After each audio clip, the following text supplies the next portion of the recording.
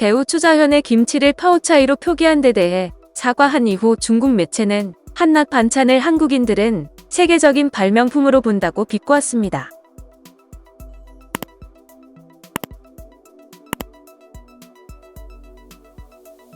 앞서 추자현은 지난 17일 중국판 인스타그램 샤오홍슈에 남편 우효광이 끓여준 라면을 먹는 모습이 담긴 영상을 올렸는데, 영상에서 추자현은 라면에 김치를 싸먹으며 자막에 김치를 파오차이로 표기해 논란에 휩싸였습니다.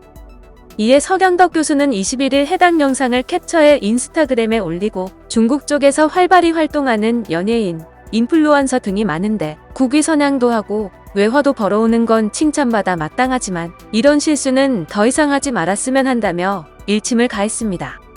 이어 최근 중국의 김치 공정, 한복 공정 등 어이없는 일들이 벌어지는 상황에서 특히 대외적인 영향력이 있는 사람들이라면 국가적인 기본적 정서는 헤아릴 줄 알아야 한다고 생각한다고 강조했습니다.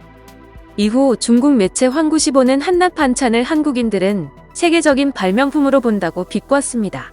환구시보는 중국에서 활동하는 한국 연예인이 김치를 파오차이로 표기하자 한국 교수가 또 불만을 터뜨렸다는 제목의 기사를 썼습니다. 내용에는 김치 문제를 두고 거듭 문제를 제기해온 서 교수가 또 나서서 이번엔 중국에서 성장하는 한국 연예인을 겨냥했다며, 서 교수가 중국의 김치 표기의 문제를 제기한 게 이번이 처음이 아니다라고 저격했습니다. 환구시보는 지난해 2021년 김치의 기원에 대해 가벼운 농담처럼 받아들이는 중국과 달리 한국이 훨씬 심각한 이유는 한국인의 민감한 민족적 자존심과 관련이 있다면서, 한국은 강대국의 틈바구니에 살면서 민족적 전통과 관습을 각별히 중시하고 민족적 자존심을 지나치게 예민한 상태로 끌어올리는 사고방식을 형성하고 있다고 주장했습니다. 마지막에는 중국인의 눈에는 김치가 한낱 반찬일지 모르지만 한국인의 눈에는 세계에서 중요한 발명품인 셈이라고 덧붙였습니다. 당시 서 교수는 왜 단순한 반찬을 중국은 빼앗으려 할까라며, 한국인들은 최소 다른 나라의 가장 중요한 발명품을 훔치려 들지 않는다. 이 점이 바로 한국인과 중국인의 가장 큰 차이라고 했습니다.